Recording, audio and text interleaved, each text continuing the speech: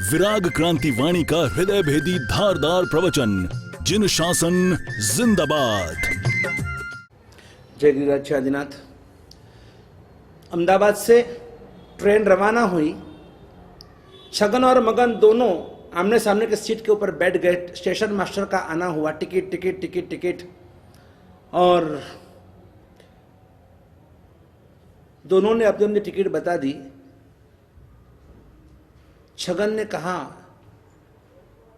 Sir मुझे बहुत नींद आ रही है, अब मुझे उतरना है बड़ौदा, लेकिन अब मैं बड़ौदा का इंतज़ार करूंगा तो मुझे सोना बहुत ज़रूरी है, और अगर मुझे मेरी नींद पूरी नहीं होगी तो आगे मेरी मीटिंग, उसमें मुझे बहुत प्रॉब्लम होने वाली है। इसलिए प्लीज़ आप, मेरी रिक्वेस्ट है, आप जैसी बड़ौदा स्टेशन आए तो आप मुझे उठा देना, आप इतना सिर्फ करना, आप मुझे जगाना। बोला भाई ये काम मेरा नहीं है। 100 रुपये की नोट जेब में डाली, अरे सर रखो और मुझे आप जगा देना। ठीक है ठीक है। सामने वो मकान बैठा था, वो सोचता यार ये तो खर्राटे बुलाने लगा, क्या बात है। उसने भी स्टेशन मास्टर को बोला कि सर मुझे सूरत उतरना है, ये ट्रेन तो बंबई तक जाएगी, लेकिन मुझे सूरत, मैं भी सो रहा हूँ, लेकिन जैसे ही सूरत आ जाए तो आप मुझे भी जगा देना। अरे ये क्या है यार, मैं स्टेशन मास्टर हूँ, अरे मैं सॉरी, मैं एक टीसी हूँ, टिकट चेकर हूँ, और आप मुझे ये सब काम दे रहे हो।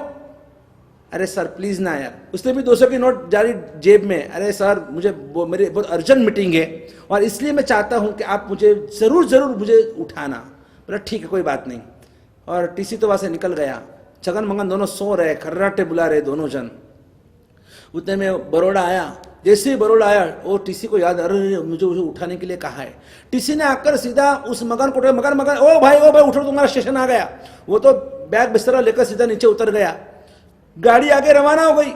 जैसे सूरत आया तो उसको याद, अरे हाँ मुझे उस भाई ने बोला था मुझे जगाने के लिए। वापस गया, उसने छगन को बताया, उठो भाई आपका स्टेशन आ गया। और वो छगन सब सामान वामान लेकर जैसे नीचे उतर, देखा तो सूरत स्टेशन। अरे ये क्या, मुझे तो बड़ौदा उतरना था। छगन को उतरना था बड़ौदा और मगन को सूरत। टीसी ने उल्टा कर दिया। टीसी ने मगन को बड़ौदा और इस छगन को सूरत उतार दिया। और जैसे सूरत उतरा और उसने वो पटिया देखा, ये सूरत, अरे ये क्या हो गया, मेरे को तो बहुत अर्जेंट मीटिंग थी। मैंने उस टीसी को 100 रुपये भी दिए, तो इसने क्या कर दिया, सब पूरा गड़बड़ घोटाला कर दिया। और उस टीसी के ऊपर बहुत गुस्सा आ गया छगन को। एल फैल जो मन में बोल रहा है, वो गालियां बक रहा है, और टीसी को भी बहुत बुरा लग रहा है, लेकिन फिर भी वो मलक मन में हंस रहा है। आजू बाजू वाले जो भी वहां पर जो पैसेंजर सब बोले, अरे सर आपको वो गाली दे रहा है, आपको कितना वो कुछ भी एल फैल कुछ भी बोल रहा है, और आप तो मलक हंस रहे हो। आपको किस बात की हंसी आ रही है, आपको गुस्सा आना चाहिए। अरे नहीं यार छोड़ो, ये तो बोलते रहता है। अरे क्या ऐसे थोड़ी बोलते, हमको गुस्सा आता है और आपको बिल्कुल कुछ नहीं, असर नहीं हो रही है, आपको कुछ असर नहीं हो रही है। अरे नहीं सब होता है, लेकिन क्या करूं, मैं कुछ अलग सोच रहा हूं। क्या सोच रहे आप? मैं ये सोच रहा हूं कि ये मुझे यहां पर इतनी गाली दे रहा है, तो वो बंदा बड़ौदा स्टेशन पे मुझे कितनी गालियां देता होगा। तो उसके सामने गाली तो कुछ भी नहीं है। देखो ये इसी का नाम है दुख में समाधान। कैसे बैलेंसिंग करना। आप जब दुख में हो, तकलीफ में हो, दर्द में हो, आप पीड़ा में हो, आप संकट में हो, ऐसी विकट स्थिति में, जब प्रतिकूलता में आप आपसे ज्यादा किसी दुखियारे को जब देखते हो, तब आपका दुख अपने आप कम हो जाता है। जब आपका लाख रुपए का नुकसान हुआ है, अब ये सोचो जिसका 10 लाख का नुकसान हो, जिसका 1 करोड़ का नुकसान हुआ, उसका क्या हुआ रहेगा। मेरे 1 लाख रुपए डूब गए, मेरी उधारी जो थी वो आई नहीं वापिस। अरे यार जिसके 10 लाख उधार रह गए और लोग भाग गए, अब वो उनके 10 लाख नहीं आ रहे, मेरा तो लाख ही गया है। आपका दुख कम हो जाएगा। एक हाथ एक्सीडेंट में कट गया, अब ये सोचो कि जिसके दोनों हाथ अगर मशीन के अंदर चले गए, दोनों हाथ कट गए, उसका क्या होता होगा। मेरा तो एक ही हाथ गया है। आप दुख में समाधान करना सीख लो। आप सोचो कि अगर आपका बेटा और आपको परेशान कर रहा है, आपको खाना तक नहीं दे रहा है, अब ये सोचो ना, अरे कोई बात नहीं, मेरा बेटा सिर्फ मुझे खाना नहीं दे रहा है उतना ही ना, अरे वो कोनिक तो नहीं है, अरे वो कोनिक जो सैनिक महाराजा का सुपुत्र था, अपने सगे बाप को जेल में डालकर 100 हंटर के फटके मारता था। मेरा बेटा ऐसा तो नहीं कर रहा है, मेरे साथ में मुझे मार तो नहीं रहा है, सिर्फ खाना नहीं दे रहा है। ठीक है ना, आप हर स्थिति के अंदर अपने आप को कंट्रोल करना सीखो, कंट्रोल। अब ये सोचो यार, 4 जन अगर घर में आपकी सास आपके विरुद्ध में है, आपका पति आपका सुन नहीं रहा है, आपको प्यार नहीं दे रहा है, या आपके ससुर जी आपका अपमान कर रहा है, ऐसे आपकी देरानी हो या जेठानी हो या ननंद हो, कोई भी हो, और उन सब की ओर से आपको परेशानी हो रही है, तो आप कहेंगे मैं तो अकेली अकेली हो गई, मेरा कोई नहीं है दुनिया में। क्यों रोते हो? क्यों अपने आप को कोसते हो? क्यों दूसरों को कोसते हो? मत करो ऐसा। पॉजिटिव थिंकिंग करना सीखो, पॉजिटिव अप्रोच करना सीखो।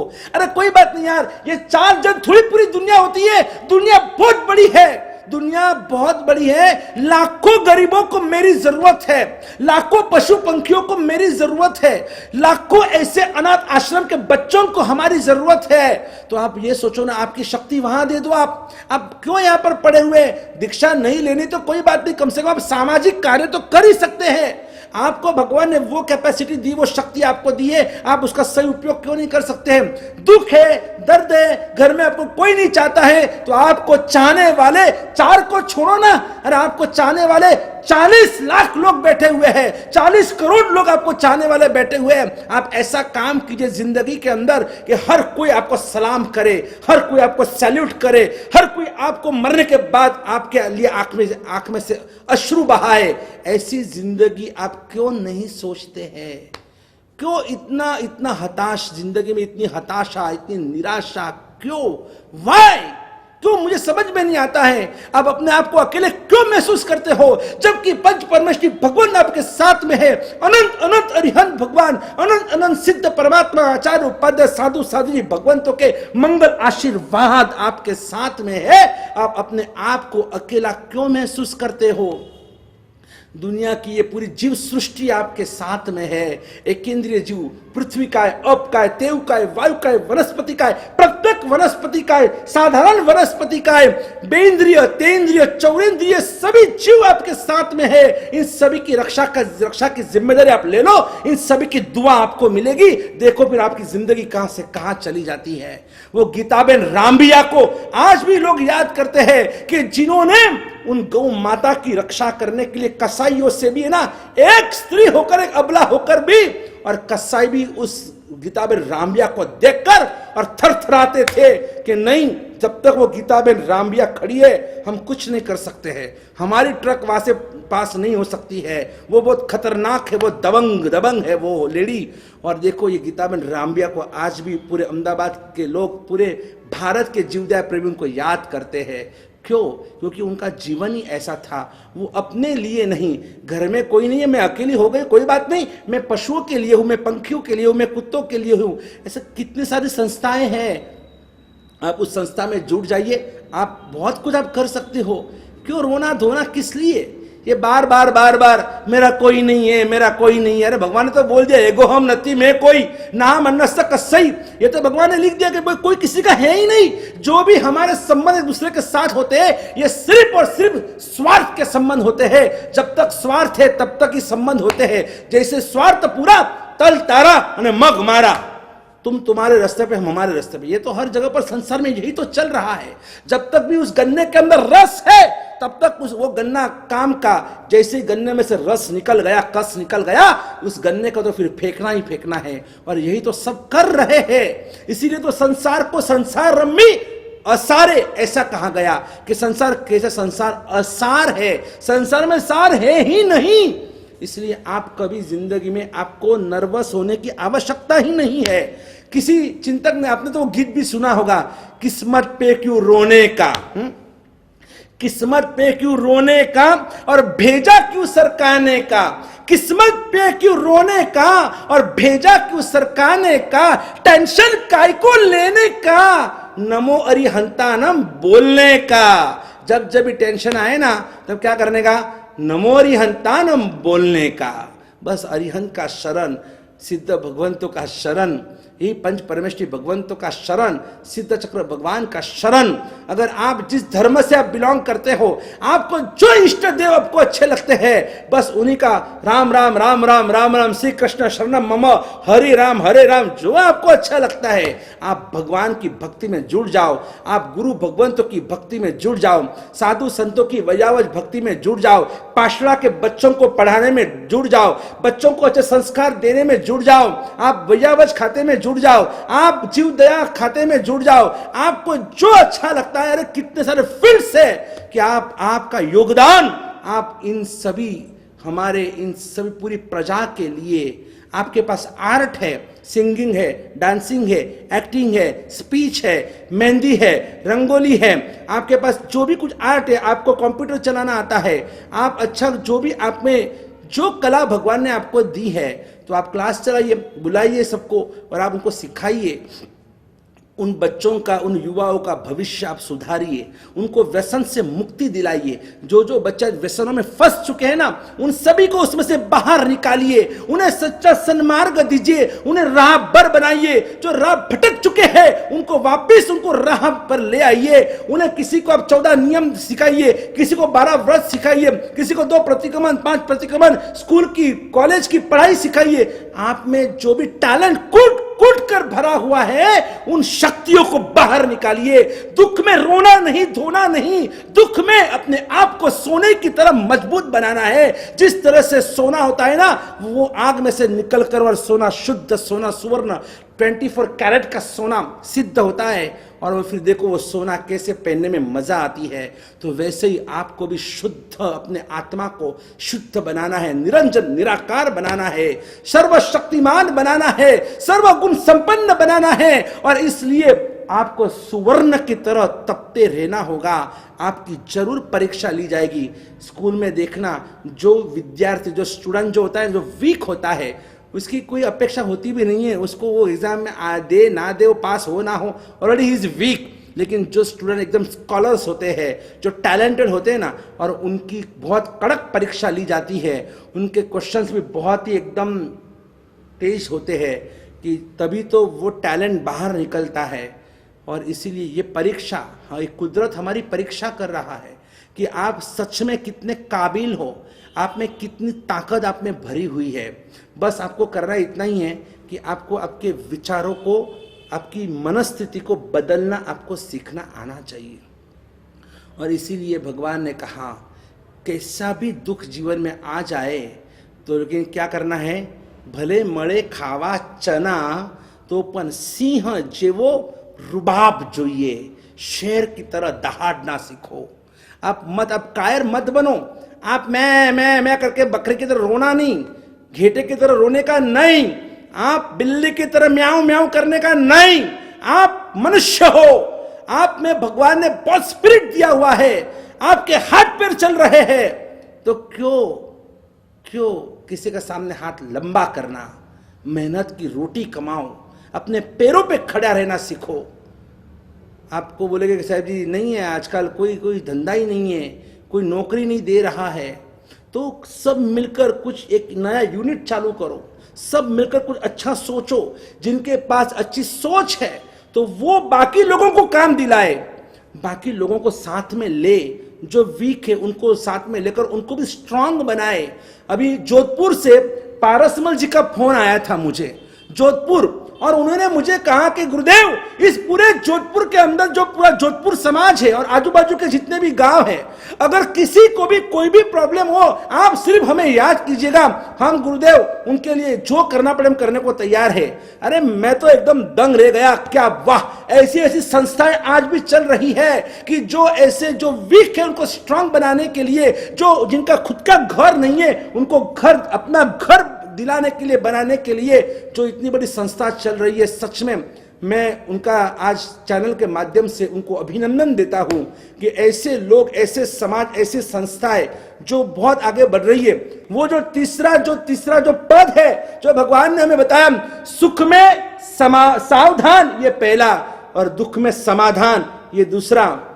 और कल के दिन हम वो तीसरा पद कौन सा है वो हम सुनने की कोशिश करेंगे। लेकिन मुझे कहना है, ये जो अभी 100 प्रवचन पूरे होने आए, कल 100वां प्रवचन पूरा होगा और भी प्रवचन का सिलसिला आगे चलेगा। लेकिन 100 प्रवचन के बाद पूज्यपाद वर्तमान गच्छाधिपति श्री दौलत सागर सुरेश्वर जी महाराजा के जिनके शताब्दी वर्ष के जन्म शताब्दी वर्ष के निमित्त से ही और हमने ये प्रवचन माला का प्रारंभ किया और इसी प्रवचन माला को आगे बढ़ाते बढ़ाते बढ़ाते गुरुदेव की असीम कृपा से ही और ये 100 प्रवचन पारस चैनल पे आज कल पूरे होने जा रहे हैं।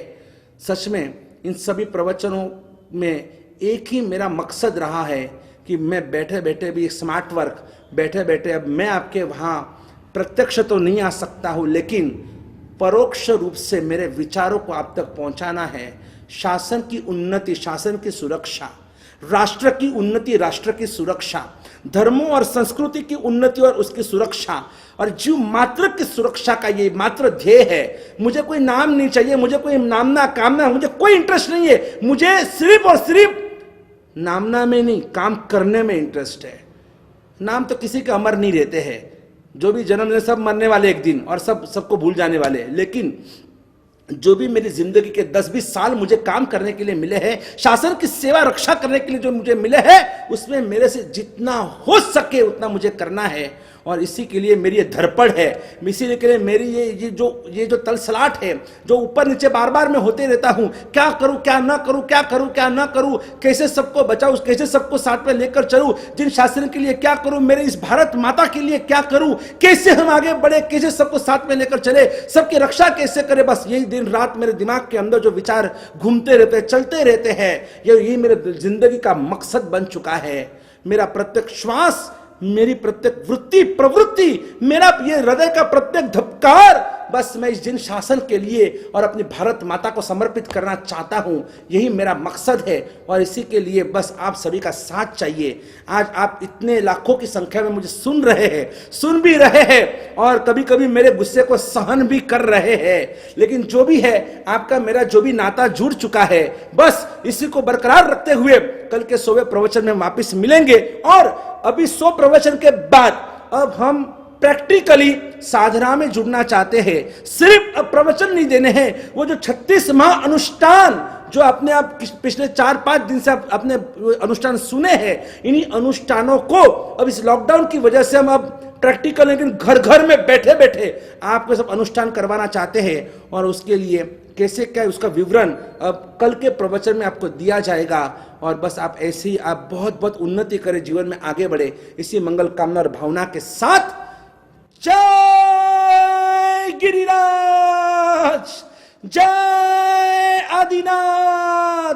बोलो मारा वाला वाला महावीर स्वामी भगवान की जय हो। बोलो वर्तमान गच्छाधिपति आश्रम दौलत सागर सुरेश्वर जी महाराज की जय हो।